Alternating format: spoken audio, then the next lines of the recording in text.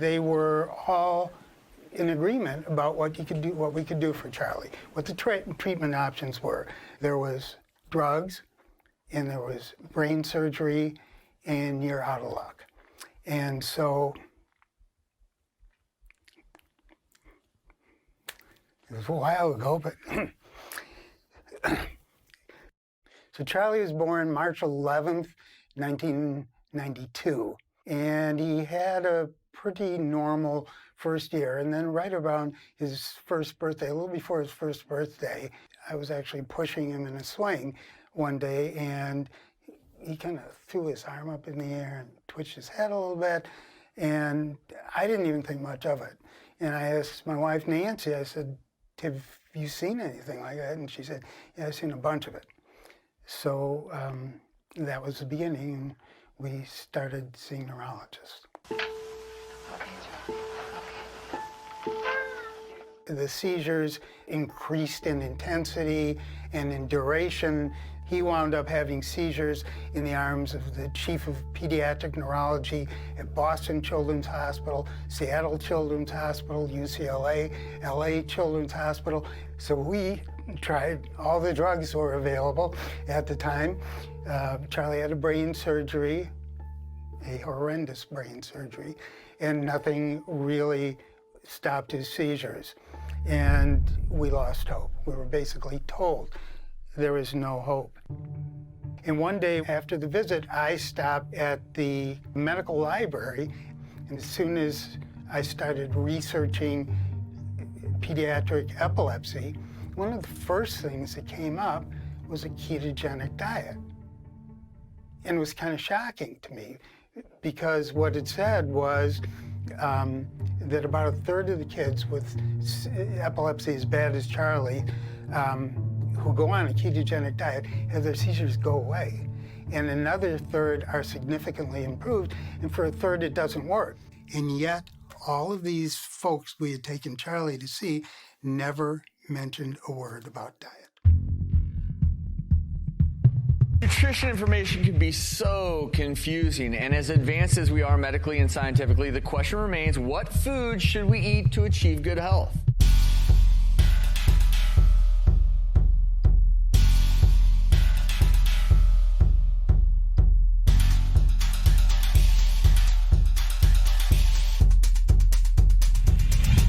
We're in a war for information, and the fallout affects all of us. The media is just going to sell what people are going to buy. And if people knew the truth, they would know what to ask for. My name is Vinny Tortorich, and I've been in the health and fitness game for the better part of 40 years, specializing in weight loss. Over the years, I've seen everything come and go at least 100 times. But as a country, we've only gotten fatter. What should I eat? What pill should I take? Should I take a pill? What about this protein shake? We all know someone who's trying to lose weight, and most of those people don't realize simply losing weight doesn't mean good health. My mother, for instance, she was always on some diet. One week it was the Cambridge diet, the next week it was the Scarsdale diet, the next week it was the cabbage soup diet. But wait a minute, the next week she ate nothing but bananas. Where did that come from? I always wonder about things like 8 8-ounce glasses of water per day. Really? Where did that come from? High blood pressure. You know, a doctor will say, oh, you have high blood pressure, stop drinking coffee. Really? These are all just myths. The myths have become ingrained in our society far too strongly for people to realize they're myths. What are some of the health myths we hear every day? Grains are good for you and fat is bad for you. Obesity is an energy balance disorder. Calorie in, calorie out. Calories in, calories out. As long as you're burning enough calories, you can ingest whatever you want. That you have to exercise to have better health. Saturated fat is the cause of heart disease. A low-fat diet is a healthy diet. We saw fat in the coronary arteries, and that must come from ingested fat. A growing number of doctors are learning that almost everything we're taught about nutrition is wrong. And I realized there was this incredible story that we had gotten it pretty much completely upside down and backward on fat.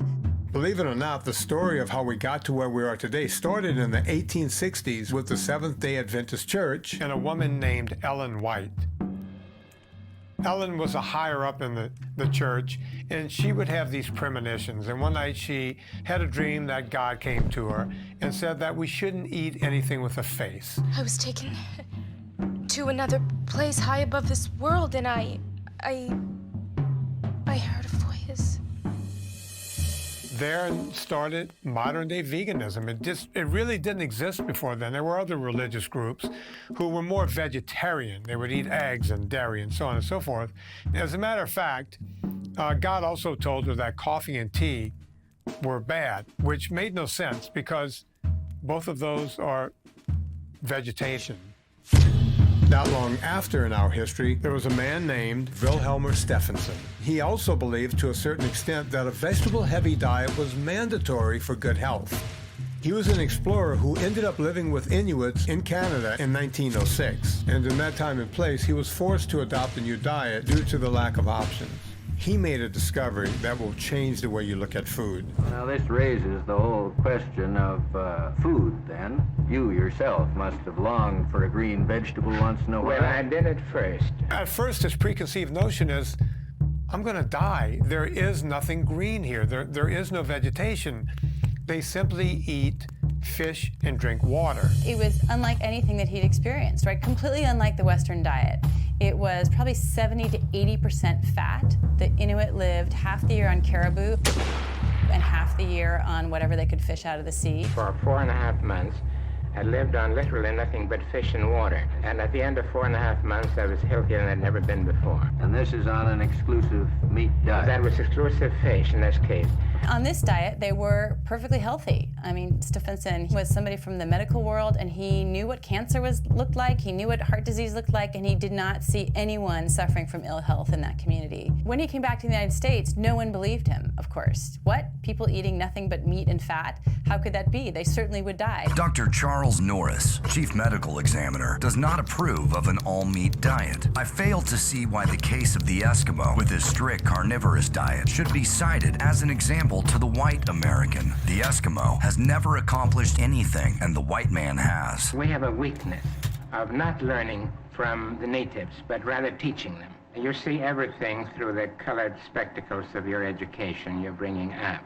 You know, we go through this whole idea of green good, red bad.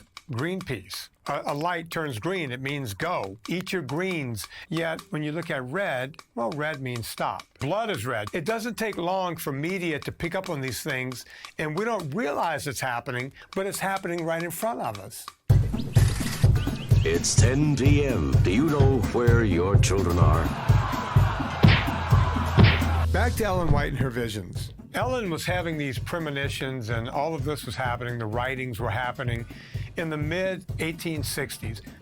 But 10 years earlier, in 1856, a 12-year-old boy came to work with the church. His family was in a church, and that was John Kellogg. John, by the time he was 16, was writing and putting out literature for the church. He would go on to share some of the most bizarre beliefs that Ellen White and the church had, including the idea that masturbation and sex were off limits. Excuse me, Ricky. To stave off these sins of the flesh, you should never eat meat because meat increases sexual desire. Well, this is what eventually led to cornflakes. That's right, cornflakes were created by Seventh-day Adventists to curb sexual desires. He was the guy who figured out something that he termed dextrinization.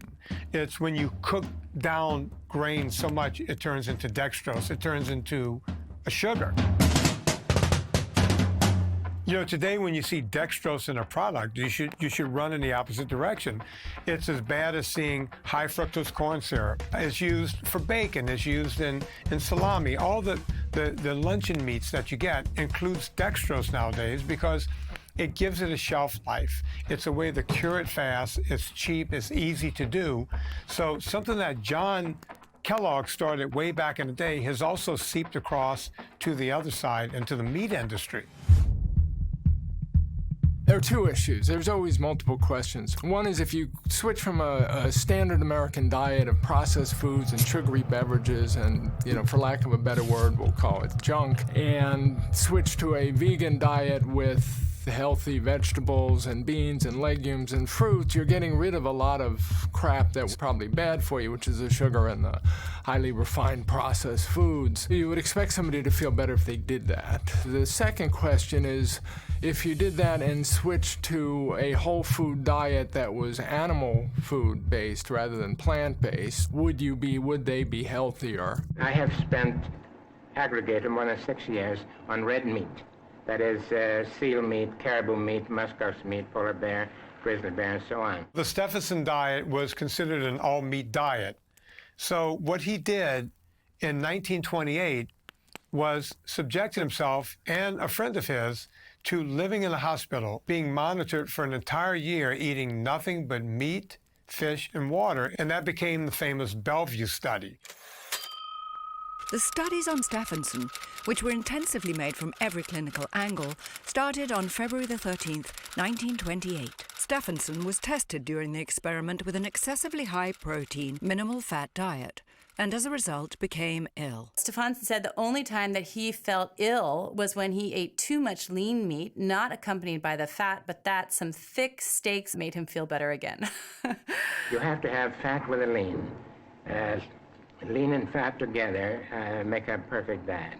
At the end, there were 6 publications that came out of that experiment by different doctors looking at whether or not they got enough vitamins and minerals and everything they could possibly measure, and they were found to be in perfect health. Excessive meat eating is not only not injurious, Dr. Lieb says, but the experiments tended to show that health was improved, resistance to disease strengthened, and the subjects underwent no variation from normal health. I wanted to try to dispel from the world the same misconceptions which I had of the Arctic when I went north. I used to think that I was well informed on the Arctic before I went north, but I concluded eventually that out of 10 things that I believed about the Arctic before I went north, about 6 were wrong. The medical community has been promoting saturated fat as being the bad actor for heart disease, mainly. And that really came from weak science called epidemiology.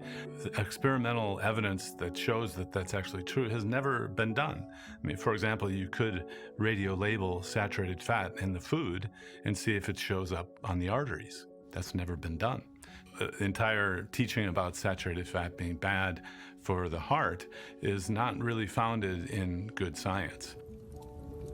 It's not that the information is not out there. I remember early on when I was in college, I had a college professor explain to us that fat was our body's preferred source of energy. Okay, fat is a very good way to have energy. And that same professor a couple of weeks later said, our bodies prefer sugar when we do exercise. Weren't we talking about fat just a couple of weeks ago? Yeah, forget about all that. It's sugar. So the message, even in top universities right here in the United States, are a bunch of mixed messages.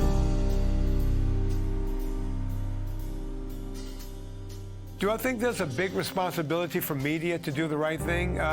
Yes, I do. You know, we had 3 big networks, the big 3, ABC, CBS, and NBC. Whatever they told us, we went with. Hell, when I was a kid, there was still even cigarette commercials on the air. At least we figured out that that was a bad idea. Don't settle for Sullivan taste, Sullivan time. It's very easy to see how someone can think something or just say something and that becomes a reality. Breakfast. No eggs or fatty meats. Instead, eat grains and fiber that actually lower cholesterol. How about the term heart-healthy grains? We've all seen it. Many people believe it. After all, the terms come from studies that prove it to be true, right? Those were studies looking at whole grains versus white processed flours and grains. So of course, when you're comparing it to something like white processed flour, it's going to be better. But does that mean it in and of itself is therefore heart healthy? You could make the argument that whole grains are less bad for you than refined grains, but that doesn't make whole grains good. Oatmeal or oat bread or an oat muffin or oat bran that is either incorporated into some other cereal product. It's like cigarettes. You can have cigarettes with a filter on and they're less bad for you perhaps than unfiltered cigarettes. Doesn't make the filtered cigarettes good. It just means they're less bad. And the same thing is true for whole grains. They are less bad.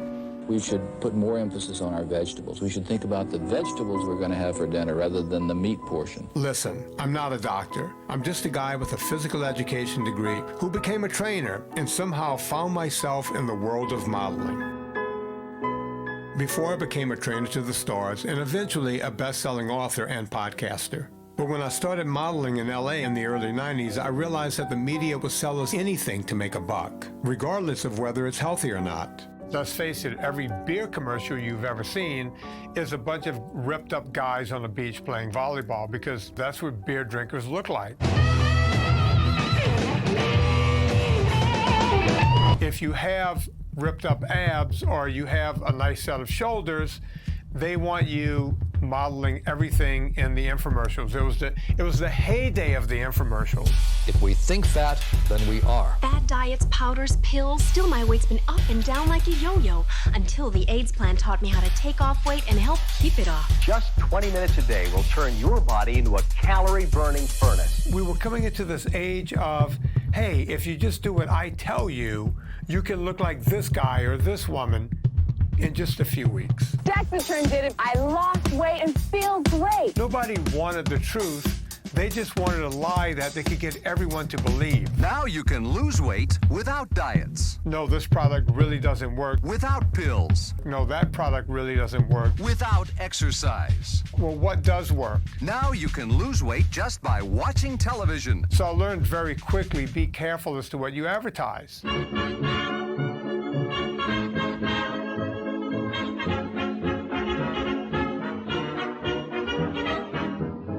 The 1920s and 30s, it was a lot different. We were learning a lot of things back then. We were discovering vitamins for the first time. We also learned that food could heal. And a lot of these therapies are what were being used to heal people. They were using non-starchy, non-sugary diets to starve cancer in the 1920s and 30s. Take Otto Warburg, for instance. He was doing cancer studies on rats.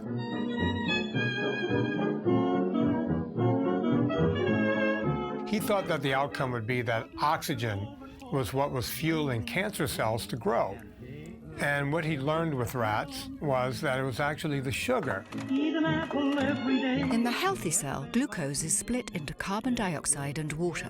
The tumor cell, however, is able to split glucose into lactic acid, and so, in a certain sense, get along without oxygen, and at the same time, obtain the necessary energy from its food. This is true not only in tumor cells separated from the body, but also true of tumors in animals and human beings. His discovery was well known as the Warburg effect, and it was shown to help in somewhere near 80% of the cases of people who had cancer. Why does it feel like no one knows this information? We were making these discoveries, so what else contributed to them not taking hold? We had a Great Depression, and then we had a war. A lot of people were having trouble putting food in their mouth, period. So I don't think people were caring that much about their health. People were just trying to eat anything. People didn't eat out as much. We made homemade dressings. You didn't have dressings that were full of processed oils, and we weren't adding high fructose corn syrup to everything that we ate. We ate real whole foods that were cooked at home. Even fast food was different back in the 1940s and 50s. If you had French fries, they were made from rendered animal fat, basically beef tallow, which was a better way to cook junk food. So even our junk food was better in the 1940s and 50s and 60s.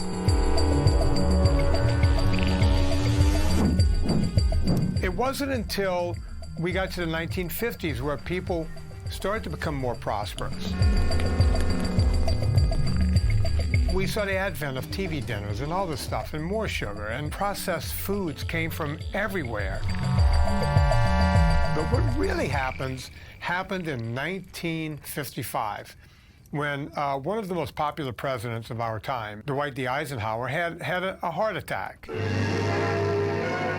News of President Eisenhower's sudden illness, described by his doctors as coronary thrombosis, came as a severe shock to us all. Films of President Eisenhower made just before his heart attack are dramatic evidence of the suddenness of the illness that shocked the nation. President Eisenhower's heart attack struck at a time when he was close to the zenith of his prestige at home and abroad. It follows that the president's illness is a vital concern to the entire world. Well, if he could die, what could happen to me? You have to understand, this is a period in the 1950s when America is in a complete panic about the rising tide of heart disease. Before that, we never thought about heart attacks. We never thought about health and fitness. We didn't think about the food we were eating. No one back in the 1950s knew what their cholesterol score was, much less even knew what the word cholesterol meant. Medical textbooks tell us that cholesterol is a white compound, somewhat soapy to the touch, and is distantly related to alcohol. It is no alien poison to be avoided by man at any cost, but an important element in the body's chemical machinery. Cholesterol is a kind of a fat-type molecule. It's in all of our cells, 30 trillion cells. Cholesterol is actually so important to the body that it actually makes the majority of cholesterol that's in your blood right now. Most of the dietary cholesterol you eat will go through you, and very little actually gets absorbed. And of that cholesterol you find in the blood, most of it was made by your liver. It is an essential of nerve tissue, for instance, and a raw material for the production of several hormones, bile, and a form of vitamin D. It is found naturally in the blood, and also often in the walls of arteries and other blood vessels. If you eat more cholesterol, your body will make less. If you eat less, your body will make more, which makes it very interesting that it was so maligned in the past few decades. Heart disease had been rare in the early 1900s and had really risen since the late 1920s to be the #1 killer disease by the 1950s. We took a collective gasp in this country. We didn't want to have another president die in office. Just imagine your president not being in the Oval Office for 10 days and he's in bed. Besides, this guy was very popular. People wanted to find out what caused it. Could it have been his diet? And if so, what was he eating and how can we change it? This was also the time when the media was more prevalent. Motion picture cameras join newspaper reporters in the old State Department building for an historic presidential press conference. The first ever filmed in sound by newsreel cameramen. Well, I see we're trying a new experiment this morning. I hope it doesn't prove to be a disturbing influence.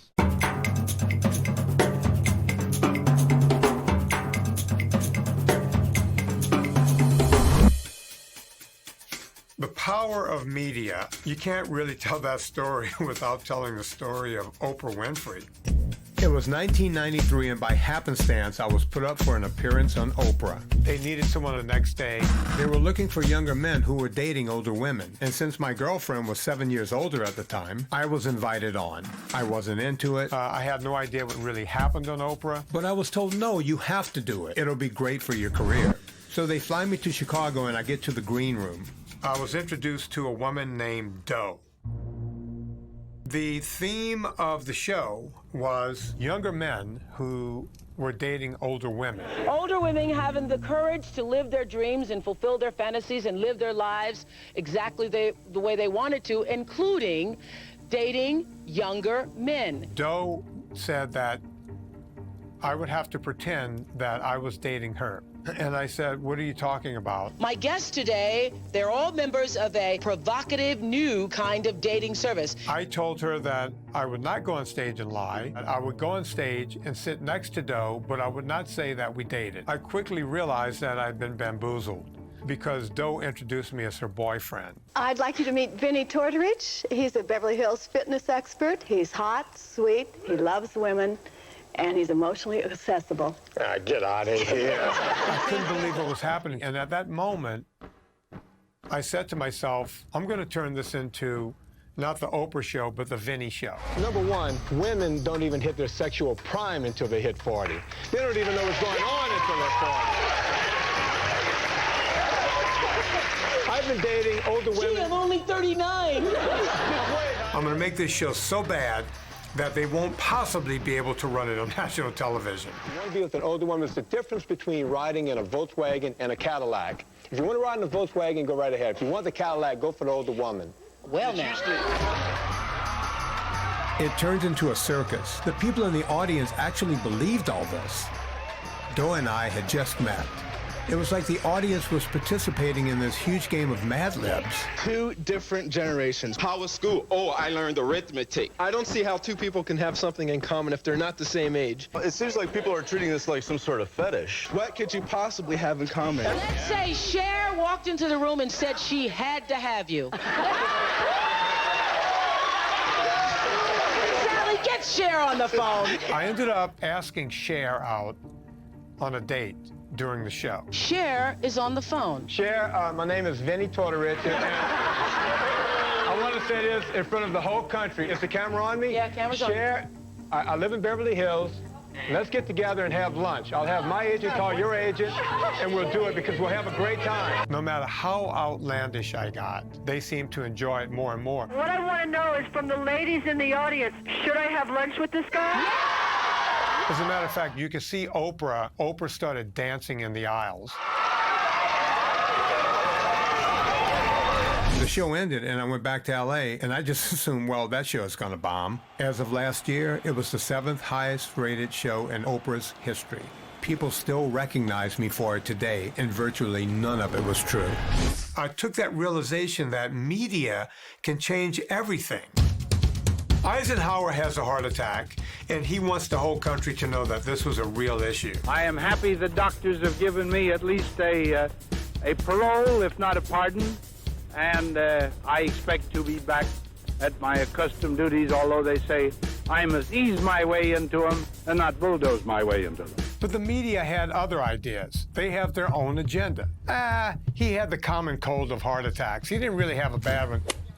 The media was trying to show him on the golf course, having a great round of golf. It was thought that diet was the cause. He was also like a 4-pack a day smoker, which may very well have given him his heart attack. Yes, according to this survey, more doctors smoke Camels than any other cigarette. Try Camels yourself. Right around that time enters Ancel Keys. Ancel Keys was a pathologist at the University of Minnesota. He got the idea in the 1950s that saturated fat and cholesterol were what caused heart disease. It strikes without warning. Of 10 men, we can expect 5 to get it. But we can't say who, or when, or why. Ancel Keys was this incredibly persuasive person. He had a really outsized belief in his own ideas. The facts are simple. You know the chief killer of Americans is cardiovascular disease, disorders and degeneration of the heart and blood vessels. Here are vital statistics. They show that this problem here in America is the worst in the world. Ancel Keys was famous for something called the 7-country study. This is where he went and studied 7 different countries and came up with this hypothesis as to how we're supposed to eat based on correlation. Ancel Keys is the one who proposed what he called the diet heart hypothesis, and that was that saturated fat and cholesterol, dietary cholesterol, would give you a heart attack, especially saturated fat, like hot oil down a cold stovepipe. It would just clog up your arteries and give you a heart attack. The problem is he cherry-picked these countries to fit what he was trying to hypothesize. It set out to prove that the more calories you got from fat, the better chance you had of getting heart disease.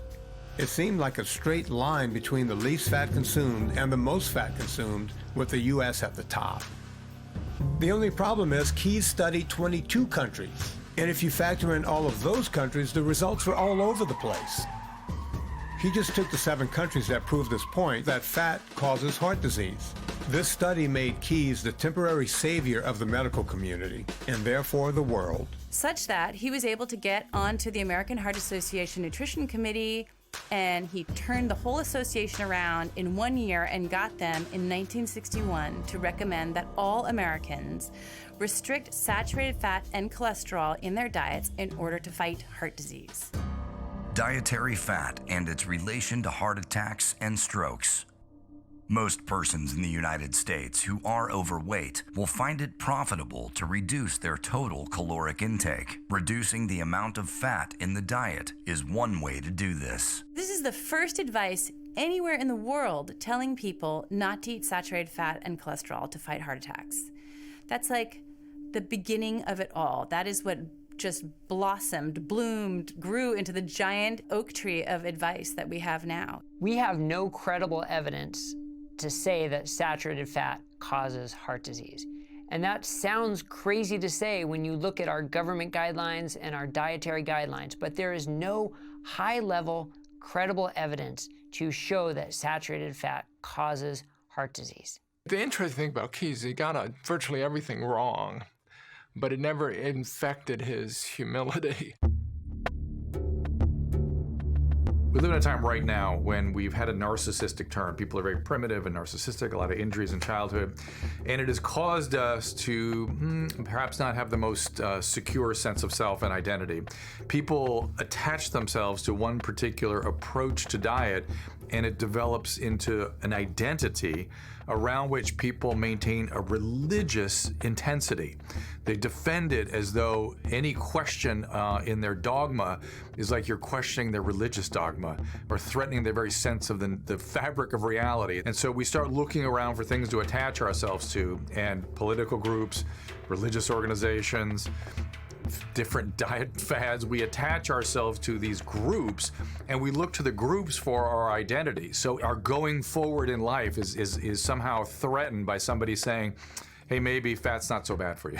It's positively comedic, but it's becoming ridiculous.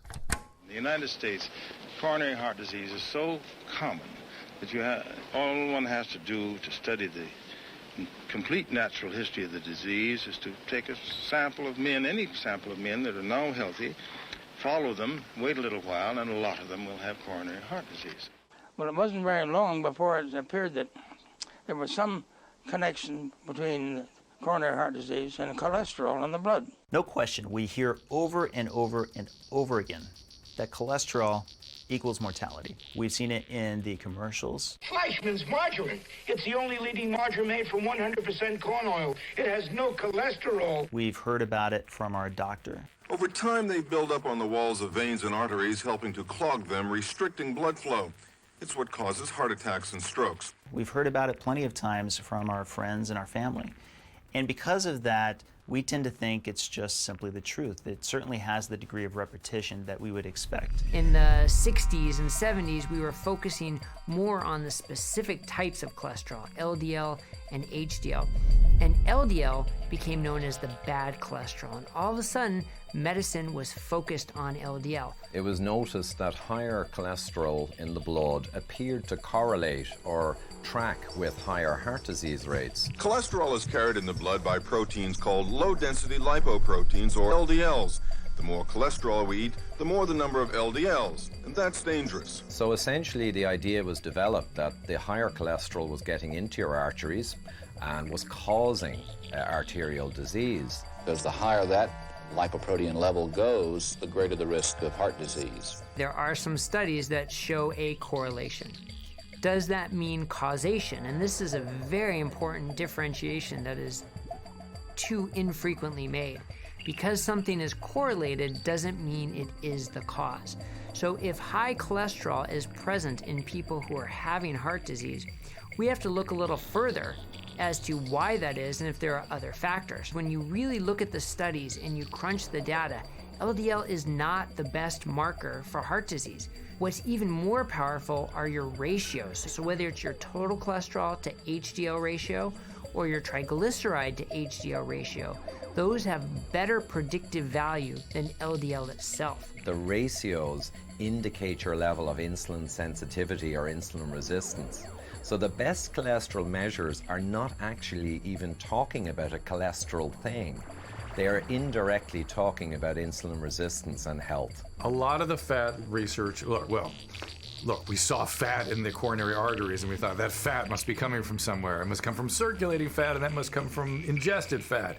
It was a very simplistic kind of idea. The contrary opinion, the alternative hypotheses, which has been around for a couple hundred years, is that we get fat because we eat carbohydrates like pasta, potatoes, bread. They used to be called simple carbohydrates.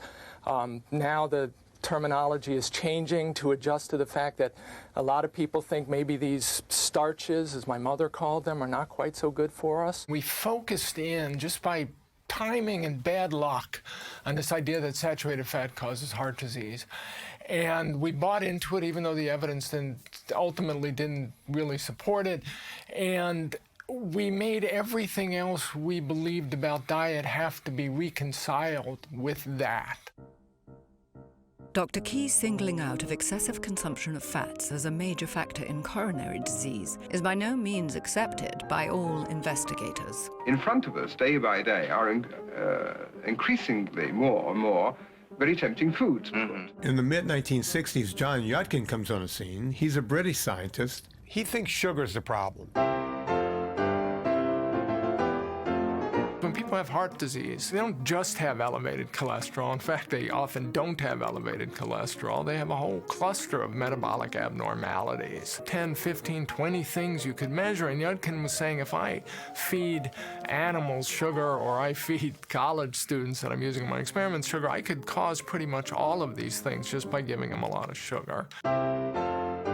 See, up to, say, 200 or 300 years ago, the average consumption of sugar in this country was about 4 pounds a year. And that's splendid. I'd be very happy if everybody ate 4 pounds of sugar a year. They eat 100 pounds. Comparative studies of the diet of 41 nations have convinced Professor Yudkin that there is an almost exact relationship between the consumption of fat and sugar. Moreover, many sugar-containing foods, cakes, candies, cookies, chocolate, ice cream, various kinds of puddings also contain fat. You always eat some fat. So if you eat high-carb foods, you raise your blood glucose, you raise your fat-storing hormone insulin, and you're going to store the fat that you eat. It's all individual how much you can tolerate, but if you eat more than your body can tolerate, then you will most likely gain weight, gain fat. Drawing the analogy of the relationship between diabetes and national sugar intakes that could statistically also be related to the fat intake, Professor Yudkin considers that heart disease may well be causally related to the consumption of sugar. And instead of looking at it, Ancel Keys just jumps right on top of it in the media and turns this guy into a nut job. Keyes was really a bully when it came to trying to quash anybody who opposed him. Ancel Keys wasn't going to let anyone come in and rain on his parade. He published a 9-page rebuttal in a journal called Atherosclerosis in print. He said Yudkin is a mountain of nonsense. It is clear that Yudkin has no theoretical basis or experimental evidence to support his claim for a major influence of dietary sucrose in the etiology of heart disease. Keyes and his colleagues managed to paint Yudkin as a quack and to portray Yudkin and his sugar theory as quackery and to say there was absolutely no evidence to support it. None of what is said here should be taken to mean approval of the common level of sucrose in many diets. Keyes was had more political influence and more savvy maybe than Yudkin, and somehow this dietary, and we were spending money testing the dietary fat hypothesis, so even though the tests weren't confirming it, the more money they spent, the more people were wedded to the hypothesis having to be right. These studies are extremely expensive, and there have been enough good studies done to support our moderate approach, which is looking at balanced foods, vegetables, fruits, grains, and lean meat and dairy products. The argument, once again, is it has to be tested. When you believe it's wrong, prima facie, you're not going to spend the money to test it. Why are these nutrition scientists just not more curious about other ideas? You know, I was at a conference recently where we talked about a low-carb study where they reversed the diagnosis of diabetes it was a large university-based study in just 1 year on a very low-carb diet. And not one of them said, wait, what? Diabetes reversal? Wow, how'd you do that? Can you just explain your study a little bit to us? Because that's what we, as nutrition experts, we really need to do in America. And I actually got up to ask a question from the audience. I said, you know, did you hear that? That was 60% reversal of diabetes. Should that not be headline news? And should you not be curious? Why are you not even curious about these ideas? You know, it makes you think of stories like the McKenzie family, parents in South Dakota who realized they had to take matters into their own hands when their son lost 5 pounds in 5 days. I called the doctor that morning and I explained that I thought my son had rapidly lost weight and something was wrong. And we knew within 5 minutes of him doing a urinalysis test that there was sugar in his urine. And we were escorted to the hospital to learn how to manage our new life. We both concluded that we were going to make drastic changes in our diet, reducing carbohydrate intake. Shortly thereafter, we were told that we didn't need to do that we could feed our son, recently diagnosed with type 1 diabetes, whatever he wanted to eat. Take a look. I'm trusting these people who are now in charge of caring for my son, and they're telling me, give him pancakes and give him French fries and cupcakes and pizza, because now that your kid has this disease, his life is pretty crummy already. And the worst thing you could do as a parent is to try and change his food. I fed my kid the exact prescribed amount of carbohydrates. I pre-bolused his insulin. I put a continuous glucose monitor on him. I bought him a diabetes alert dog. I literally did everything in my own capacity to follow the guidelines and manage his disease, and I failed miserably. Riv, do you want the yogurt, the tablets, or the gel? I put a big message out in the social media groups that I'm connected to in the diabetes community, and I asked, how are you people achieving normal blood sugars? What are you doing? And about every fifth answer I got was that these people were changing their children's diet and implementing a very, very low-carb diet. We removed all the processed carbs, the flour, the sugar, the grains, the fruit, anything that would spike his blood sugar. And so the next appointment we had with our endocrinologist, I skipped in there like I had won the lottery. Oh my goodness, I stumbled upon a low-carb diet and look at my son's blood sugars. And during that appointment, our very kind-hearted doctor looked at me and told me my son was going to resent me for the rest of his life, that this way of eating is not sustainable, that I'm subjecting my son to an eating disorder, and he also handed me a business card to go see a therapist because he thought maybe I was struggling with some things and had some issues for wanting to do this for my son and to change his diet.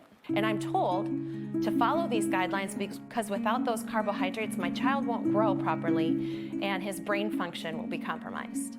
So when you're a parent of a type 1 and you're told the American Diabetes Association, this large governing body that must know exactly what we're up against, they're recommending this, that's intimidating.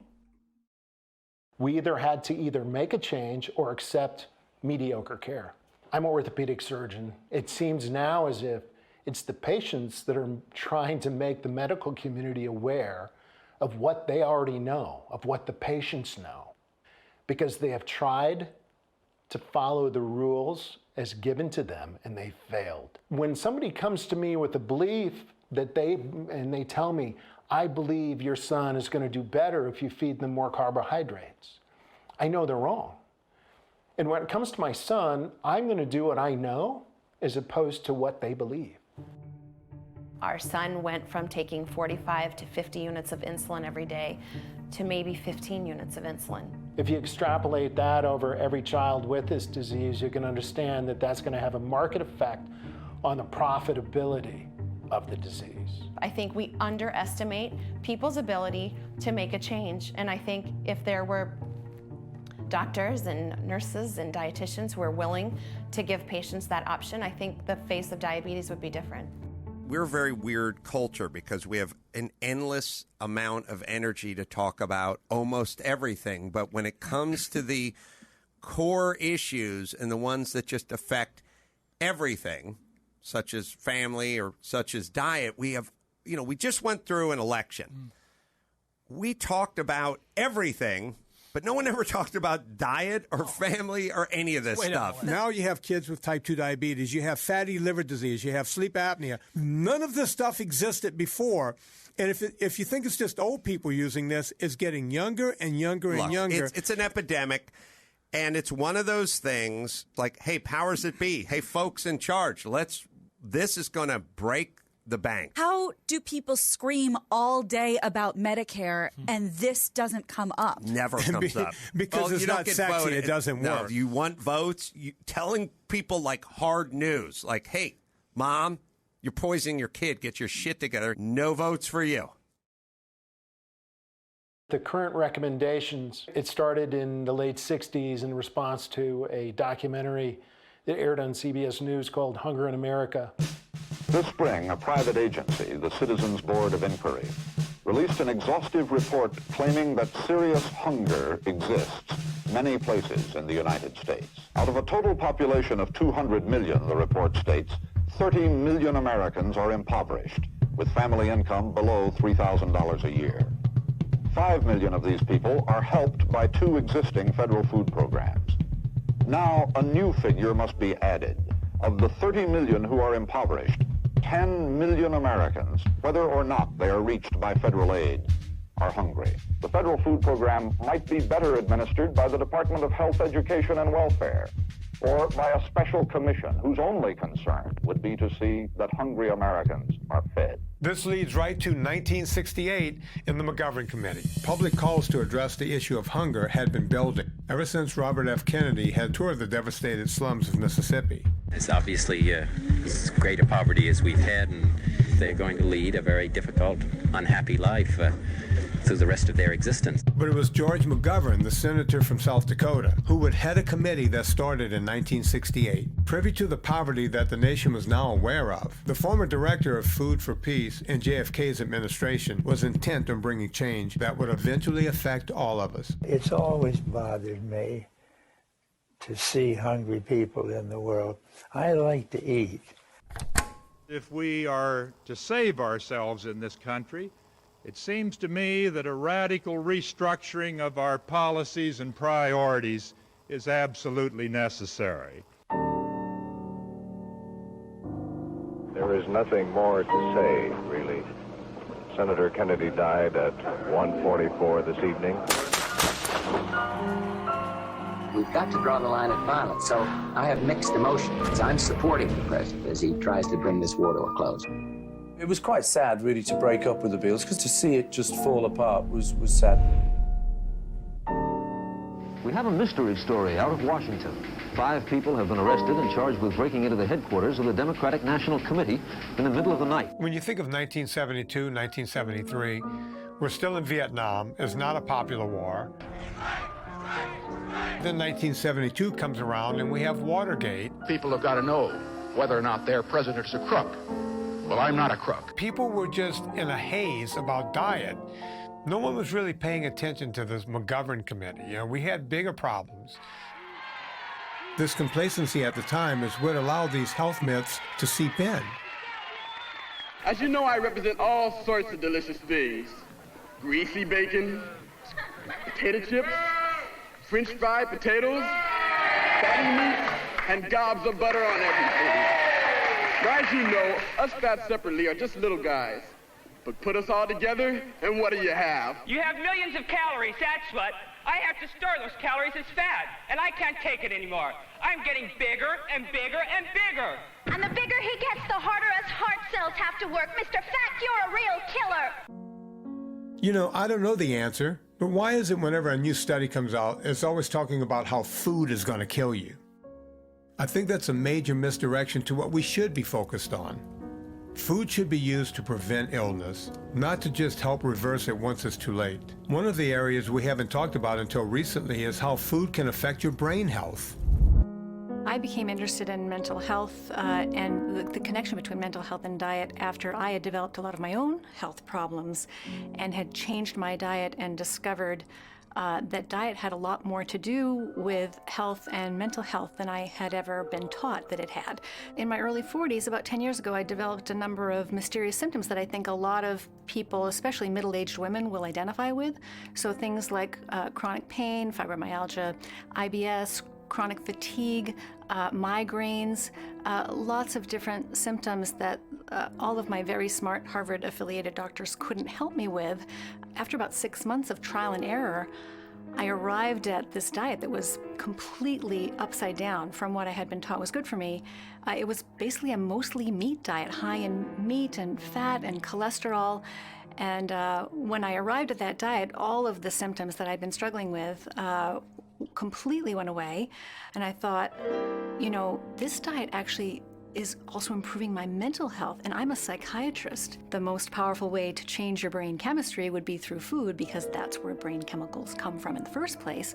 If you're getting most of your sugar and most of your glucose from the outside of the body, you run the risk of getting spikes, peaks and troughs in your blood sugar and insulin level, and those can destabilize brain chemistry. So those can create mood swings, insomnia, irritability, changes in appetite throughout the course of the day. When you eat a ketogenic diet, you're using fat primarily for energy, and the brain is using, to a large extent, ketones instead of glucose. Today, if you're anywhere near Google, you will learn that this is known as dietary ketosis. Most healthcare professionals are familiar with ketoacidosis, and that's a state where the body is out of control. Diabetes is out of control. Blood glucose is through the roof. Insulin is not able to keep up with this glucose derangement, and so that's a life-threatening state when you're type 2 diabetic out of control. Nutritional ketosis is quite a different scenario. Blood sugars are absolutely under control. The patient is healthy in every single way. Electrolytes, insulin, glucose, perfectly controlled. We have now trained the body to switch over from burning carbohydrate as the primary fuel. Now the individual becomes fat adapted, and they use fat as the primary source of energy, and that's really the difference between a very unhealthy and a very healthy state. We had a scientific question in the 1960s where the researchers asked the wrong question, but there were questions we needed answered. We know that the way you gain weight is you take in more calories than you burn. And those calories can be fat or they can be carbohydrate. And so they get this hypothesis, which sounds reasonable, that fat people get fat because they accumulate a little bit of extra calories every day. And we could get back to this by not asking how much extra calories. They don't have to really confront the problems with the hypothesis. And that becomes a theory ever since. The history of science, once again, is full of commonsensical facts that turned out to be dead wrong when we did the science. You're certain, you use words like "it proves." When you look at the data, it either isn't there or we just didn't do the experiment. Speaking of experiments, here's a timeline of events that happened with the McGovern Committee. After a year of fighting for funding, the committee operations began in 1969. There were Democrats and Republicans, including future presidential candidates George McGovern, Walter Mondale, and Bob Dole. The initial goals of the committee centered around hunger and malnutrition, and this led to the legislation in 1970 with principles of free food stamp and nationwide standards for eligibility. It was in 1971 that the committee expanded to focus on eating habits in poor neighborhoods. But in 1972, this extremely pressing issue was put on hold so that McGovern can run for president. When he lost 49 states to Richard Nixon, who would eventually resign and be replaced by this guy, it was back to fixing America's health. In 1973, the Senate Select Committee on Nutrition and Human Needs began to hold hearings on the American diet and heard dozens of eminent doctors and scientists linking cholesterol to heart disease. Unfortunately, dietary guidelines were based on the singular focus to lower cholesterol. While we're treating heart disease by supposedly lowering bad cholesterol, we're going to help people lose weight. If you tell a public of 215 million people what they're eating is going to kill them, they're going to probably listen. And the unintended consequence is that someone is going to step in and take advantage of these people when it doesn't work, right? Coincidentally, drug companies were spending millions of dollars developing drugs to target LDL. In the 80s and 90s, a class of drugs was invented called the statins, and these drugs did lower the cholesterol very effectively, and they also were shown to lower heart disease rates. But the question that's probably more interesting to me, that I think should be more interesting to you, is does it help you live longer? It might reduce heart attacks by 20 or 30% at best, and it doesn't really reduce mortality much. We like simple answers that we have treatments for, but that's not where the best evaluation and treatment for heart disease is. It's absolutely amazing to me the trajectory of statins and low-fat diets with everything we have today stemmed from a committee that was focused on poverty and people who weren't getting enough to eat. And somehow cholesterol got into the mix thanks to Ancel Keys. And in a complete U-turn, in 1974, they expanded the committee to focus on overnutrition. The very recommendations made led to people eating way too much of the wrong kind of food. So now we have just the opposite problem. We don't have a hunger problem, we have an obesity epidemic.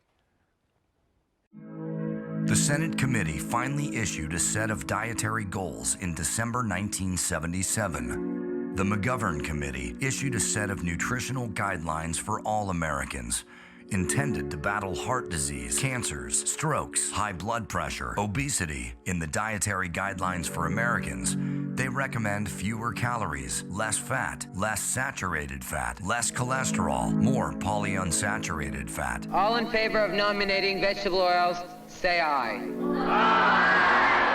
Less sugar, less salt, more fiber, more starchy food. The committee's original report urged Americans to reduce their risk of heart attacks by reducing their intake of cholesterol down to the equivalent of about 1 egg a day. This great experiment we were doing with tax dollars seemed to have one idea repeated over and over. Cholesterol is bad, cholesterol is bad, on its own or in conjunction with other things. One way to look at it is that saturated fats are healthy when you're not eating carbohydrates, or that saturated fat was never unhealthy all along, but that gets you into the realm of you're telling people that what they've believed is wrong. As time has gone on, both doctors and private citizens have done their own experiments. As a software engineer, I look a lot at networks.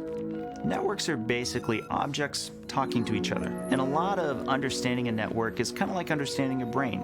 No one cell in the brain controls your whole body. That actually cholesterol was part of a larger network of objects and how it is that they can move about to provide us what we need. Another thing we don't talk about is how complicated the human body is. For the government to even recommend what you should be eating in the first place is one thing, but for them to do it in such a simplistic way is another. You know, there were certain scientists that had some hypotheses, and they said, well, some of the stuff we're looking at is leaning towards red meat might be bad for your heart. The commission would say, well, what do you think? Doctors took issue with that at the hearing, saying that 8 studies involving 5,000 patients failed to show hard medical evidence that diet has anything to do with heart attacks. I have pleaded in my report and will plead again orally here for more research on the problem before we make announcements to the American public.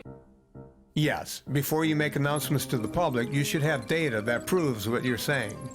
Maybe like Dave Feldman did. My story is a bit interesting. I found that I could move my cholesterol up and down with the dietary fat that I ate. So the more fat I ate, the lower my LDL-C. The less fat I ate, the higher my LDL-C. On a 3-day diet of over 5,000 calories and 450 grams of fat, he lowered every marker of cholesterol. I eventually got a number of other people to replicate this. The success rate is somewhere around 85% of those people went on a low-carb, high-fat diet, fatty cheeses, fatty meats, fatty nuts. And in doing so, even though their calories increased substantially, even though their saturated fat just jumped through the roof, their LDL-C and their total cholesterol plummeted. It's very unintuitive, but sure enough, the more fat they would eat, the lower their LDL-C.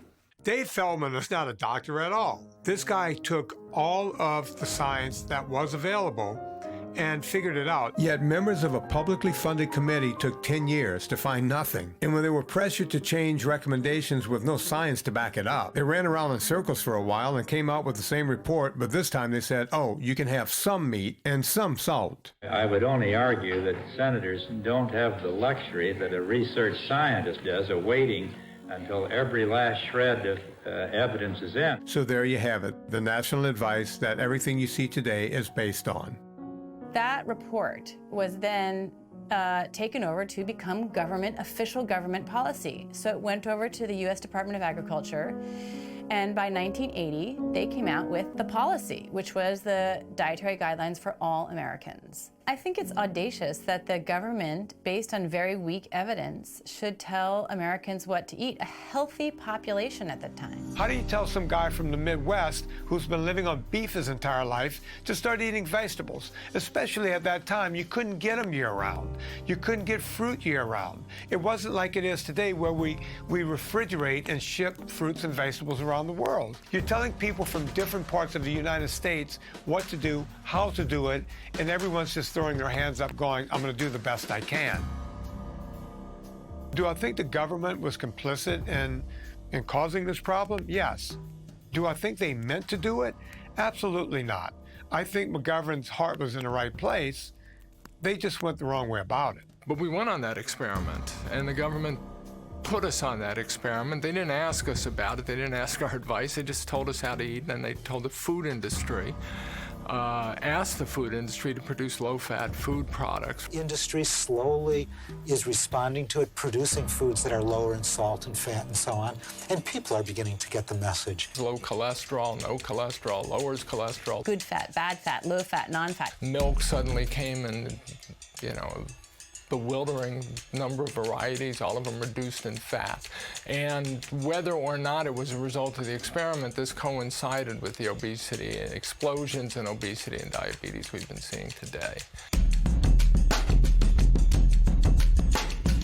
The 1980s brought in all sorts of brand new foods.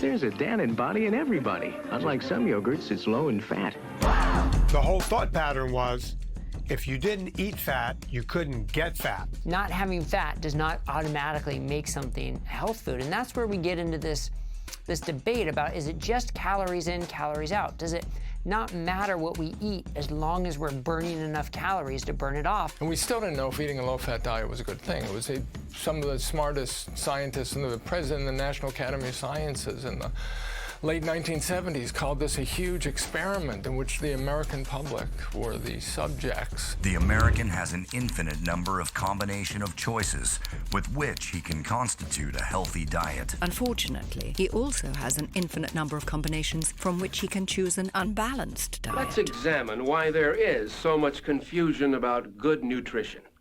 One reason is that we have been given a lot of misinformation, usually by those looking to make a profit. Today, there are still many unusual ideas as to what we should eat. People tend to believe that just because it's in print or on television, it must be true. The 80s also brought in all sorts of new fitness trends. Make the commitment now and watch how fast you see results.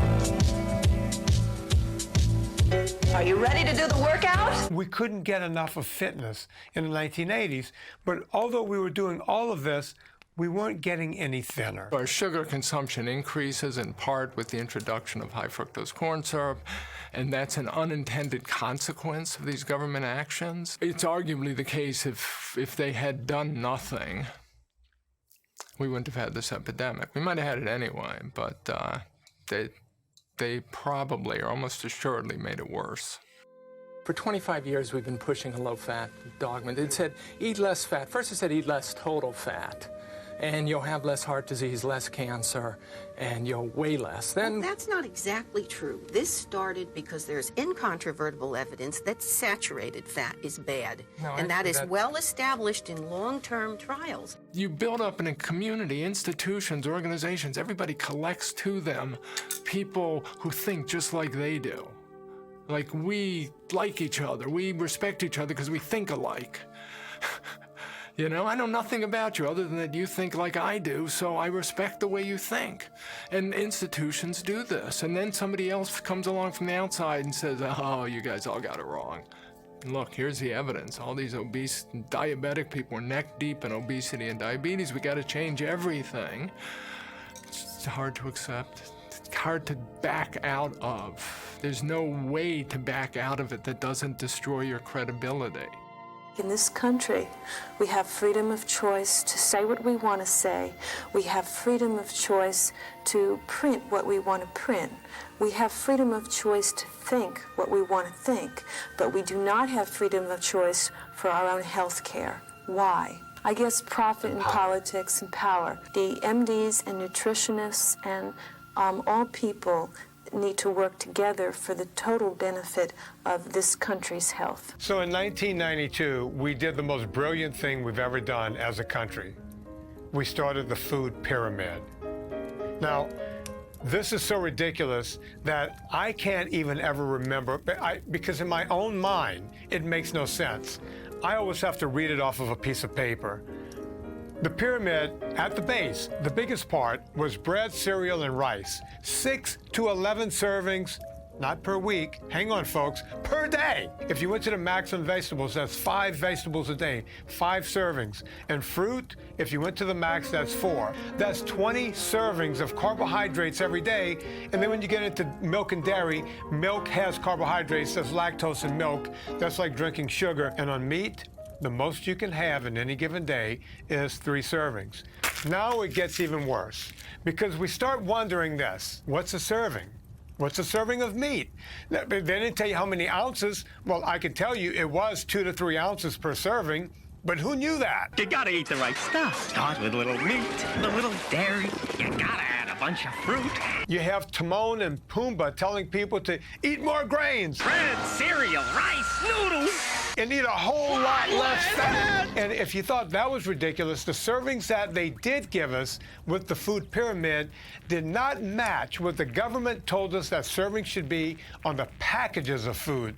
Those servings, which were also mandated by the government, were completely different from the servings that we heard about when it came to what was on the pyramid. The new food label represents nothing less than a major victory for the consumer and for the public health. When you're given a percentage and you see that this is 50% or this is 10% of your expected daily total, then you know very quickly that this food either contributes a lot of fat or a little bit of fat, and how to plan the rest of your diet around this particular food. This food label, which will be on virtually all foods, will be a benchmark for nutrition information well into the 21st century. The government makes the manufacturers put the product ingredient list in the amount in which it appears on the package. If the number one thing in it is grains, you will see rice first. If the second thing is sugar, you will see sugar second. These companies got really smart at some point and figured out, hey, wait a minute, we can't do it this way because people are seeing sugar, sugar, sugar, sugar. So what they do is they name the sugars other things. At last count, we were at 70 names, 70 different names for sugar on packages. Let's say you're diabetic, type 1, type 2, it doesn't matter. If you don't know how to read these labels, your life hangs in the balance. This is the world we live in. This is our society, this is our community. And if we don't fix it, who will? No one will. The food label has become a veritable minefield of misleading and downright false claims. And many in Congress feel the same way. They're concerned that any confusion over the truthfulness of health claims could be dangerous because the potential benefit of displaying important health information on food labels would be lost if consumers lose confidence in what they're being told. When I was a kid in the late 70s, the term metabolic syndrome did not exist at all. Metabolic syndrome is not one thing, it's several things. It's fatty liver disease, it's type 2 diabetes, something else that barely existed in the 70s. We have people on statins and metformin. None of this existed in this quantity in the 70s. We've gone from here to here in just a few short years. So the same foods that my mother's generation grew up believing would go right to their hips. You know, by the 1980s, we were being told to eat 6 to 11 servings per day. They were the base of the food guide pyramid in the 1990s, and they coincided with this obesity epidemic.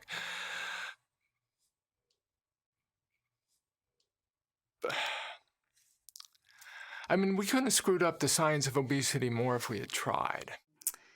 We don't know what to do. Nutrition experts, the establishment, the orthodoxy just doesn't know what to do. So they continue raising money for the American Heart Association, the American Diabetes Association, but they don't have any new ideas. They keep saying, just keep applying the advice that we've given you, and somehow it'll turn out different this time. One of the things that I always say is, why not just be open to new ideas? Like, here's some other ideas coming along. Let's just consider them. Don't we have an obligation to the public to consider, at least, other ideas? You're about to meet a father who refused to give up, a man who defied the doctors and went looking for a miracle. My generation remembers Jim Abrams quite well. He did some of our favorite movies like Airplane and Hot Shots and all of these funny movies in the 70s and 80s. Well, it wasn't very funny when Jim Abrams had a 16-month-old son who was having seizure after seizure after seizure. And he was going, because he was a big producer and he had the means, he went to the top doctors in the United States. And at the time, Charlie was averaging about a dozen seizures a day. He was on 4 anti-epileptic medicines. If you have a critically ill kid, what would your choice be? Do you want to drug him? Do you want to cut his brain? Or do you want to change what he eats? And it just seems so obvious to me. This is not to blame doctors. Doctors are spread really thin, and they have to try to do the best they can. But it was Jim who figured out on his own by going to a library in the hospital and just happened to open a book to a page that showed the ketogenic diet as being the best way to deal with seizures in infants. The book claimed that experts here in Baltimore were perfecting something called the ketogenic diet, a diet consisting largely of something most doctors tell us to avoid. I called Dr. Freeman from Johns Hopkins, told him about Charlie, and he said, send his medical records. We did, and he said, well, bring Charlie out to Hopkins and we'll try the diet. And we started the diet, and in 2 days, his seizures were gone. 2 days? 2 days. Jim was angry and puzzled that none of the 6 doctors he went to for help ever mentioned the diet. What has stopped Charlie's seizures has been in existence for 70 years. It's been sitting there. It was waiting for him. You had some knowledge that this diet was probably working back at Johns Hopkins, and yet you dissuaded the Abrams from attempting it. How come? Well, because I don't think we had exhausted all of the medical approaches yet. There were actually still other medications that we hadn't tried yet. Dr. Freeman tells us that 50 to 70% of the patients that come through his doors and get put on the diet have success.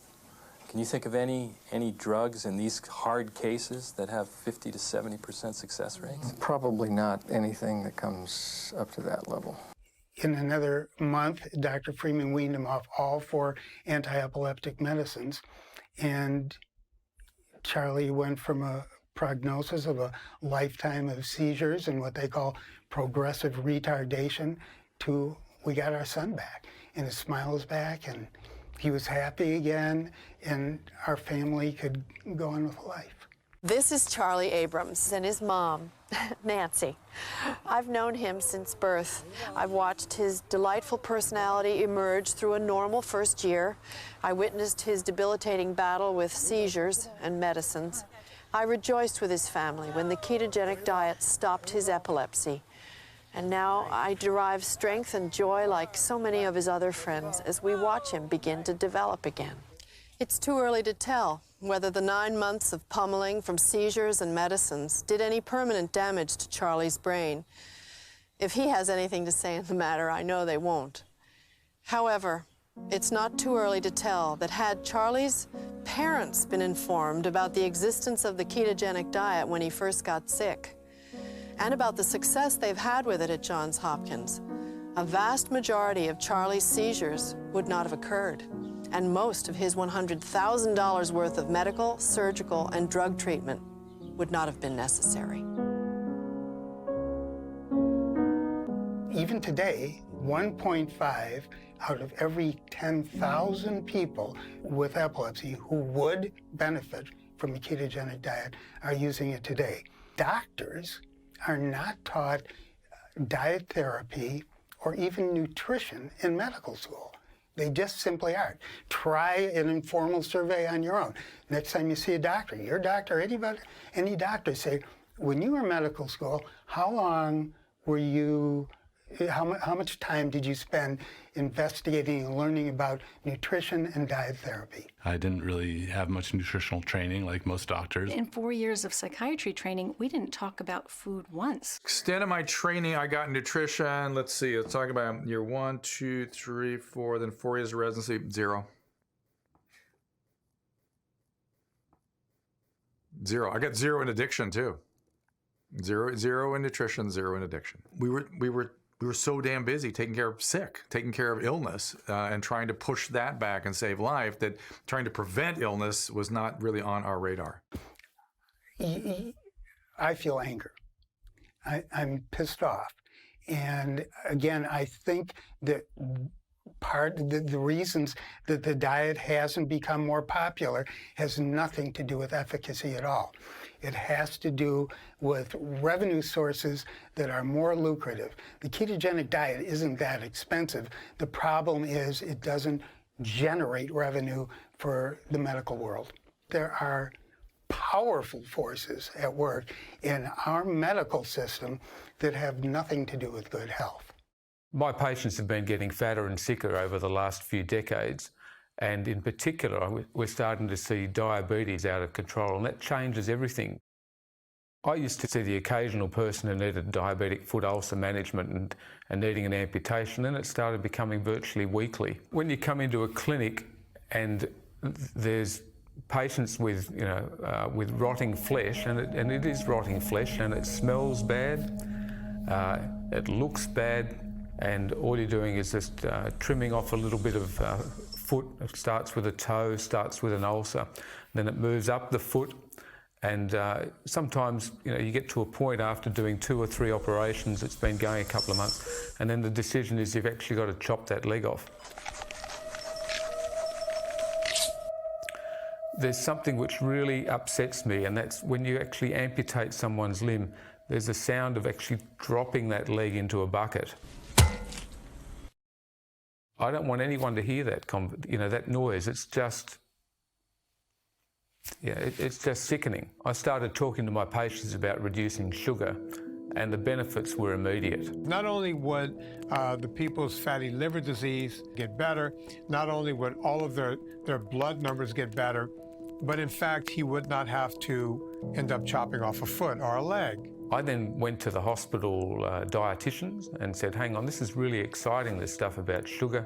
Started talking about it to the staff, and then I started implementing a sugar reduction for my patients, only to find out that I was starting to tread on some big toes. The dietitians then started kicking up a stink about that, involving their parent organisation, the Dietitians Association of Australia, who started becoming involved in pressuring the hospital into silencing me. We received evidence in Sydney from a medical practitioner in Tasmania, Dr. Gary Fettke. He gave the evidence to the committee in the morning of our hearing in Sydney.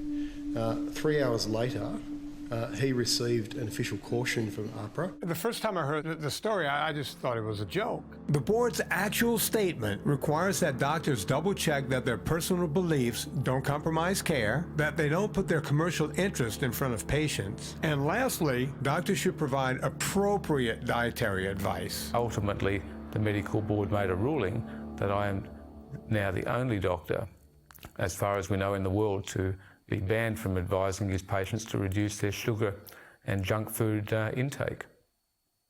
And if that sounds crazy, then that's what it is.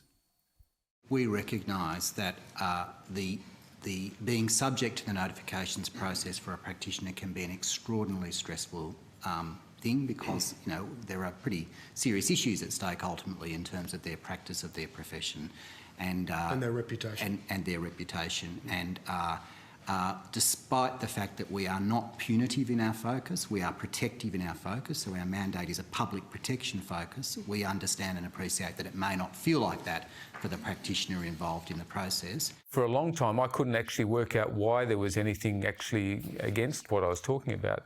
Everything about reducing sugar and carbohydrate is basic biochemistry. It's in the first 100 pages of textbooks. There's nothing extreme about it. Once you see the results of reducing sugar and carbs, particularly in diabetes, you can't unsee them. At this point, I think there is active suppression of this science, and this has been going on since the 60s. One of the things that I found in my research, the biggest ever test of Ancel Keys' hypothesis was something called the Minnesota Coronary Survey. It was on more than 9,000 men and women in 5 Minnesota mental hospitals, which was a really well-controlled study because somebody in a hospital, you can control everything they're eating. They gave half the people what was considered the normal amount of saturated fat, regular milk, regular meat, cheese, butter, etc. The other half, they gave 9% saturated fat, so soy-filled milk, soy-filled cheese, soy-filled burgers. They found that the people on the vegetable oil, soy-filled diets there was no effect on cardiovascular mortality or total mortality. That study was not published for 16 years. One of the principal investigators, Ivan France, was asked by a journalist, "Why did you not publish the study?" He said, "Well, there was really nothing wrong with it. We were just so disappointed in the way it came out."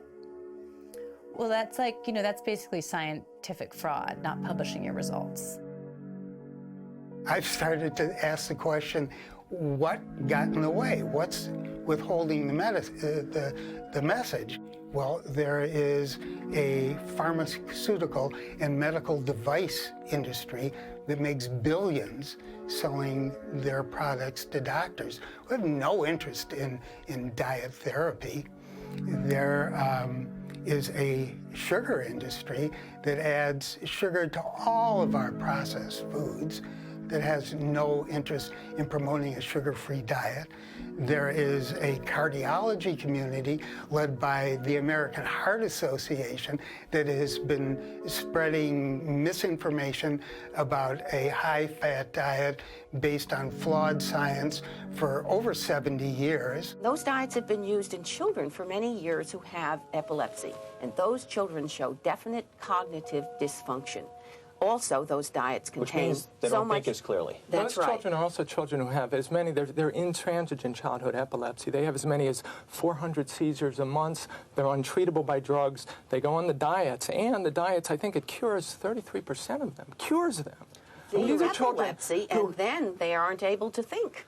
Today, Charlie is a elementary school teacher at a certificate in early childhood education. He boxes, he plays piano, and we are beyond grateful every day for his outcome. I'm not sure what would have become of me if my family hadn't found the ketogenic diet, but I doubt that today I would be an A student in high school with lots of friends.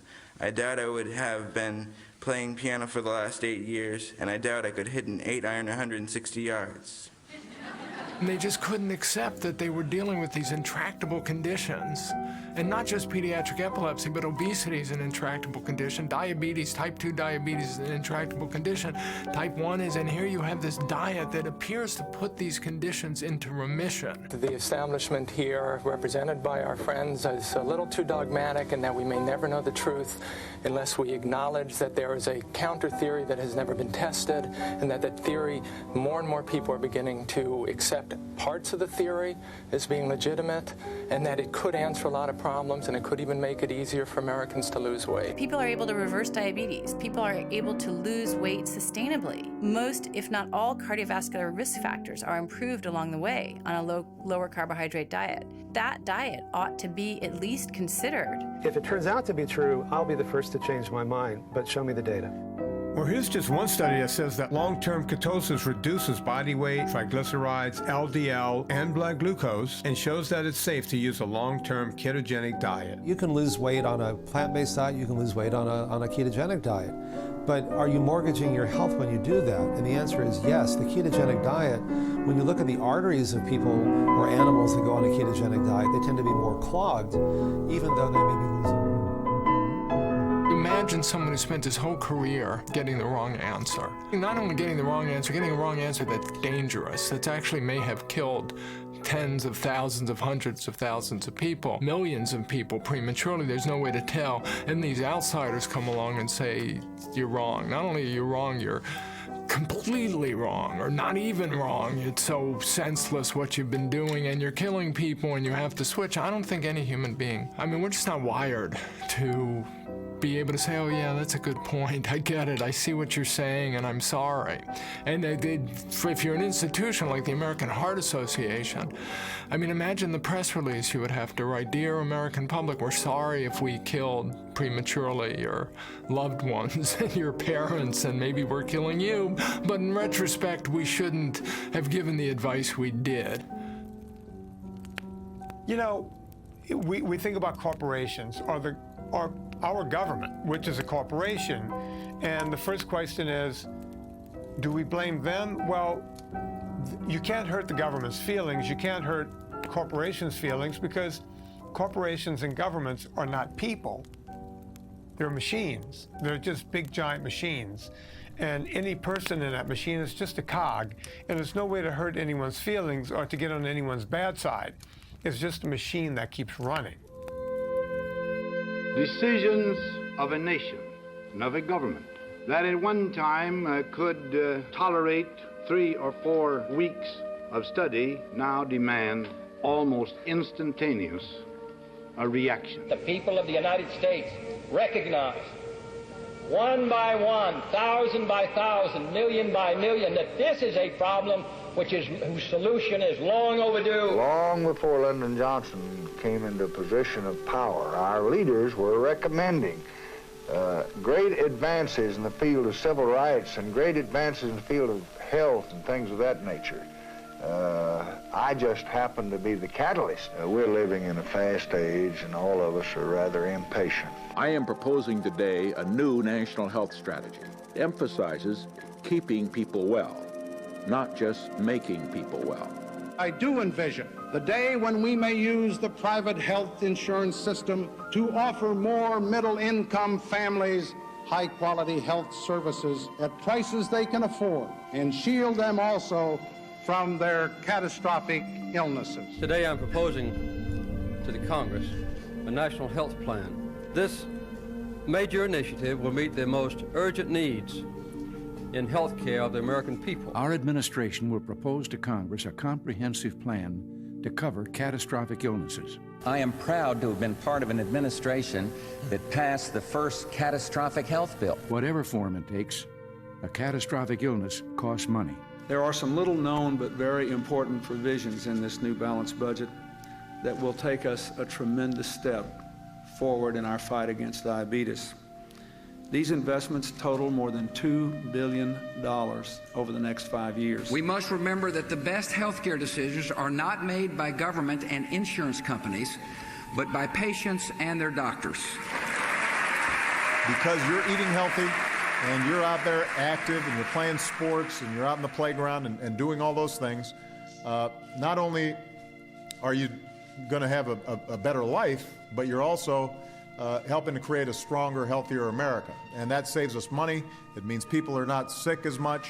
It means that our health care costs go down. When you roll up at a McDonald's, what does Donald Trump order? That fish light sometimes, right?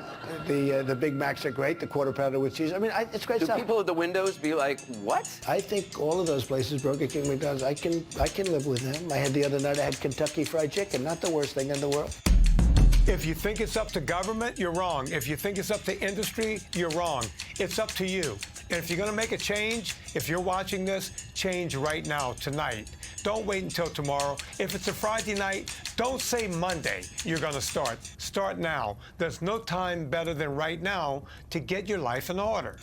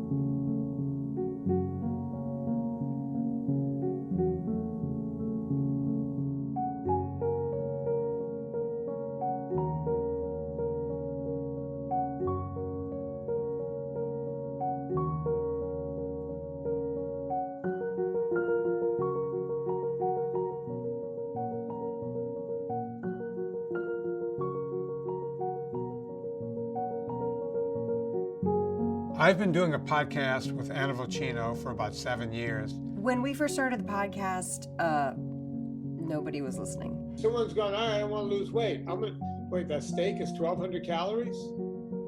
This bowl of pasta is 500 calories less? And as a woman, you're told don't eat more than 1,200 calories a day if you want to lose weight. So you think, oh, I can have that steak because that's my whole day. We started attracting the attention of people in the low-carb community, doctors, authors, like Gary Taubes, Nita Teicholz. It's important for us to have the experts on because we're like, see what that guy said. Anna also, turns out, is a great cook. As a person who works with food a lot, I get asked many questions about fake sweeteners or fake this or fake that, and I personally think it's going to have to go in an even more natural direction where we just have this return to just eating food in its most natural state.